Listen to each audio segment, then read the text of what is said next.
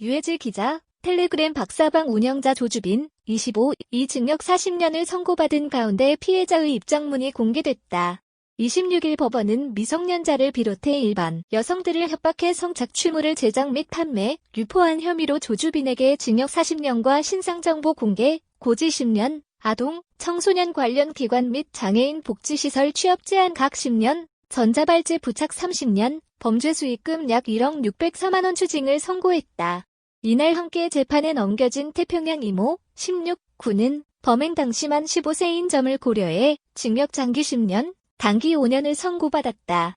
또 조주빈에게 자신의 고등학교 담임교사 딸의 살인을 청부한 사회복무요원 강모, 24, 씨는 징역 13년, 거제시청 소속 공무원 천모, 29, 씨는 징역 15년, 오뎅 장모, 41, 씨는 징역 7년, 블루 99 임모, 34, 씨는 8년을 선고받았다.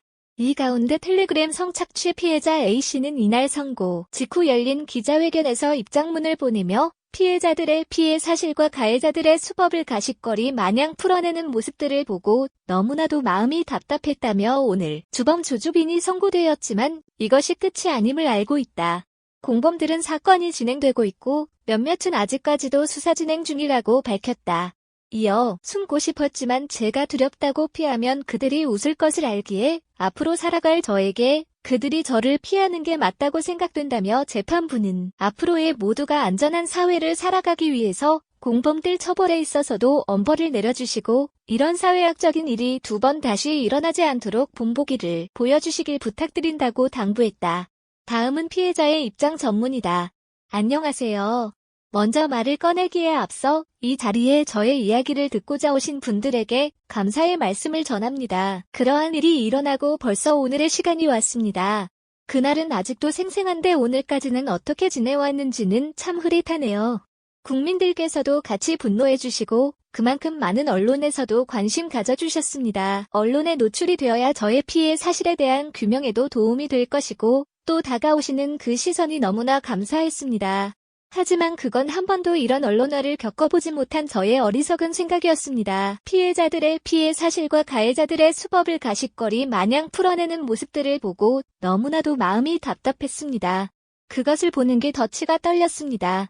다시는 기억하고 싶지 않았던 순간들을 재구성하며 반복적으로 보여주셨으니까요. 또 조주빈이 무슨 영웅이라도 된 건 마냥 그의 일생을 알아야 했으니까요. 마치 그가 그렇게 자라서 이런 짓을 한 게 이해가 된다는 것처럼 풀어내시곤 했죠. 그러한 기사들이 쏟아져 내려오고 그에 따른 비판적인 댓글이 달리고 다시 한번 언론이 만든 피해자의 이미지에 어떠한 말도 할 수 없었습니다. 지쳐있던 상황만큼 도와주겠다는 손길 하나가 너무나도 감사했고 큰 위로가 되었습니다.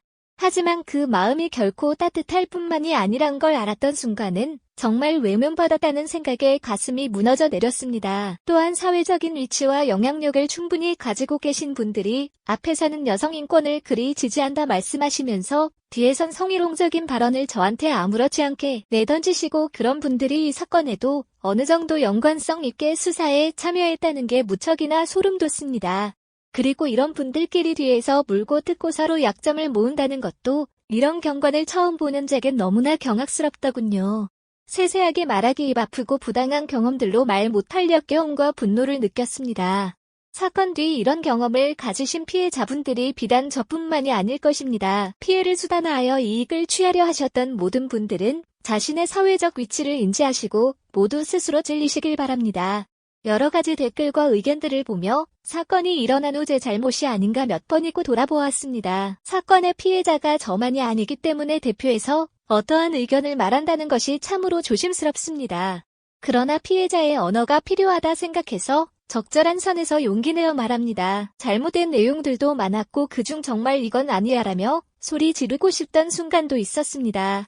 또 이 사건을 보시는 어떤 분들은 피해자의 잘못이라 집어 말하기도 하셨습니다. 말하고 싶은 게 많지만 속으로 삼킵니다.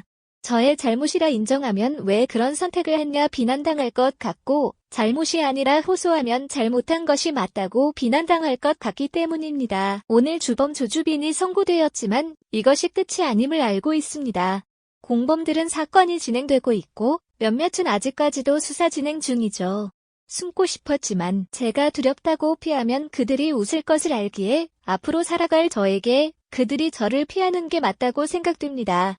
우리는 매일 발전되어가는 디지털 사회 안에서 살아갑니다. 그 안에서 이런 끔찍한 범죄를 저지른 그들은 인간이 아닙니다. 암호화된 화폐, 암호화된 채팅방 그 안에서 이루어진 카루텔, 이러한 발전이 되기 전에 나올 수 있었을까요? 재판부는 앞으로의 모두가 안전한 사회를 살아가기 위해서 공범들 처벌에 있어서도 엄벌을 내려주시고 이런 사회학적인 일이 두 번 다시 일어나지 않도록 본보기를 보여주시길 부탁드립니다.